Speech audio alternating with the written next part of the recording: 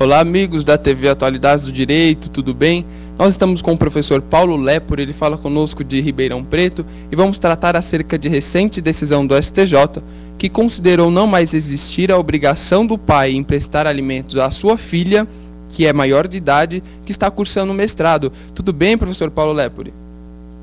Olá, Paulo, tudo bem? É um prazer novamente participar da TV Atualidades do Direito. Muito bem. O primeiro questionamento que eu faço, professor, antes de nós partirmos para a análise específica do caso, pode nos esclarecer um pouquinho acerca do que é alimentos, quais são os fundamentos, os parâmetros? Bom, quando se fala em obrigação alimentar, ninguém melhor que o professor Orlando Gomes para definir para a gente o que é uma obrigação alimentar. E os alimentos nada mais são do que as prestações devidas a alguém que não tem bens suficientes ou não tem condições de, pelo seu próprio trabalho, prover o seu sustento ou a sua mantença. Isso é o que se entende por obrigação alimentar. E os fundamentos dos alimentos hoje são fundamentos constitucionais. A obrigação de pagar alimentos se funda no princípio da dignidade da pessoa humana, se funda também no princípio da solidariedade familiar, que estão respectivamente no artigo 1º, inciso 3 da Constituição, e depois no artigo 226 da Constituição, e ainda no dever de educação e no dever de sustento, que se encontra no artigo 6º da Constituição. Então, os fundamentos da obrigação de pagar alimentos são fundamentos constitucionais. E, classicamente, sempre se diz por aí que a obrigação de pagar alimentos se funda no binômio necessidade e possibilidade.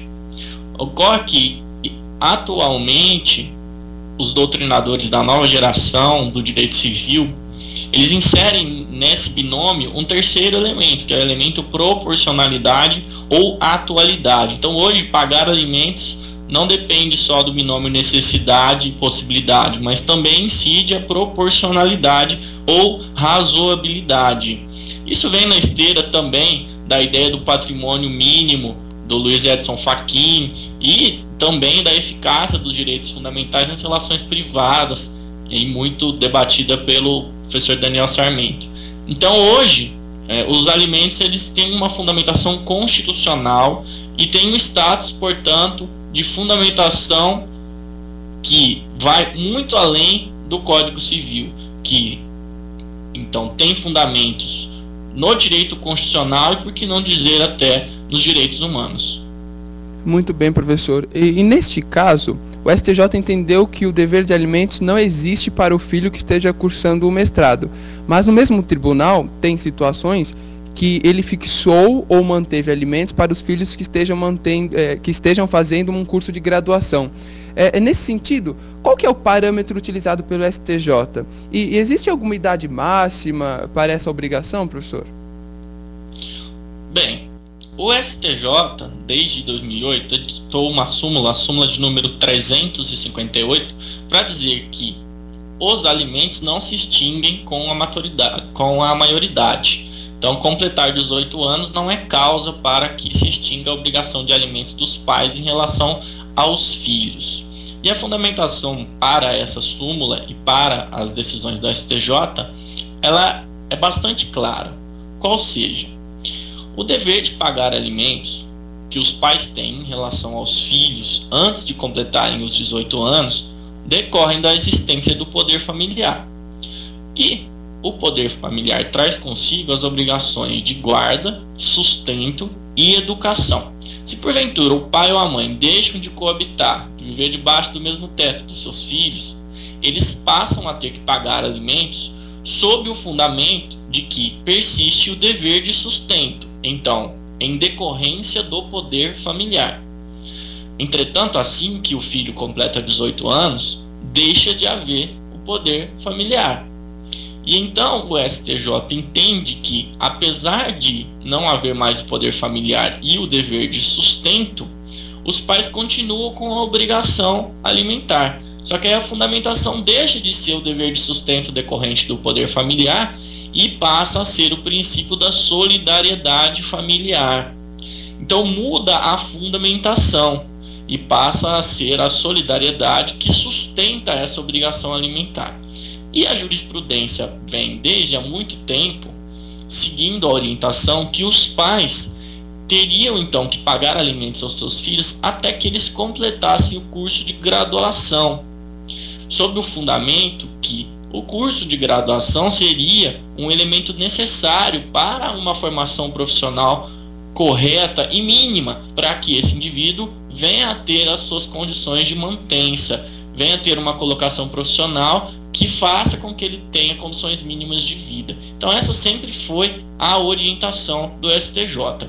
O que mudou agora é que ele estabeleceu um parâmetro, dizendo que a graduação, sim, ainda é uma situação que justifica o pagamento de alimentos, mas o mestrado não. O mestrado já vai além das condições mínimas que o indivíduo precisa reunir para ter condições profissionais de, pela sua força de trabalho, ter o seu sustento. Perfeito, professor. E na sua opinião, a decisão ela foi acertada? Sim, penso eu que a decisão foi acertada. Complementando o que nós dissemos na pergunta anterior. O que justifica a continuidade do pagamento depois dos 18 anos não é uma idade mínima, uma idade máxima, mas sim a necessidade que o indivíduo ainda tem de ser mantido pelos pais porque não consegue uma qualificação profissional que o leve a um trabalho adequado. Ora, se admitisse que o indivíduo deveria continuar recebendo alimentos, mesmo já cursando o mestrado, nos termos do que disse a ministra Nancy Andrighi, que foi muito feliz, nós poderíamos fazer com que a obrigação de prestar alimentos dos pais em relação aos filhos se tornasse praticamente eterna. Então eu vou pedir licença até para ler um trecho do voto dela. Ela disse o seguinte, que o estímulo à qualificação profissional dos filhos não pode ser imposto aos pais de forma perene, sob pena de subverter o instituto da obrigação alimentar, oriunda das relações de parentesco, que tem por objetivo apenas preservar as condições mínimas de sobrevivência do alimentando, para torná-la eterno dever de sustento. Então veja, ela com certeza se vale desse terceiro elemento que nós dissemos ainda há pouco, que permeia a obrigação de alimentos, que é a proporcionalidade e razoabilidade. É verdade que essa filha talvez ainda necessite faticamente dos alimentos, mas seria razoável que os pais continuassem com a obrigação de alimentos depois que os filhos já concluíssem a graduação? Qual seria o limite para isso? Nós ficaríamos sem um limite razoável.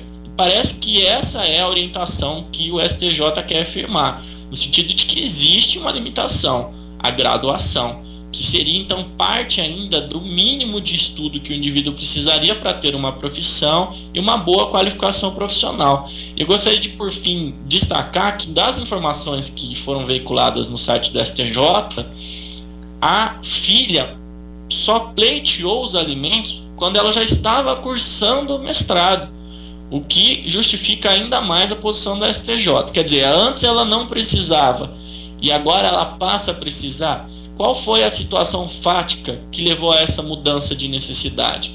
Se porventura a gente admitisse que essa filha já vinha recebendo alimentos durante o ensino médio, durante a graduação e continuasse recebendo no mestrado, aí nós poderíamos até mudar um pouco o enfoque da questão. Ainda assim seria difícil, mas possível. Agora, quando a gente admite que a filha só veio a pedir alimentos no curso do mestrado, é muito difícil sustentar essa necessidade. Então penso eu e repito que a decisão do STJ foi acertada, porque ele estabeleceu um parâmetro razoável, proporcional para a obrigação de alimentos dos pais em relação aos filhos que já atingiram a maioridade, qual seja até o final da graduação. Depois disso é cada um por si. Muito bom, professor Paulo Lepore. Nós do Atualidades do Direito agradecemos os esclarecimentos e esperamos contar mais vezes. Obrigado, professor Paulo. Eu que agradeço a possibilidade de participar mais uma vez do Atualidades. Cumprimento também a todos que nos assistem. Estão sempre à disposição para discutir questões relativas ao direito da criança, ao direito de família, constitucional e direitos humanos. Um grande abraço a todos. Muito bom. Obrigado, pessoal.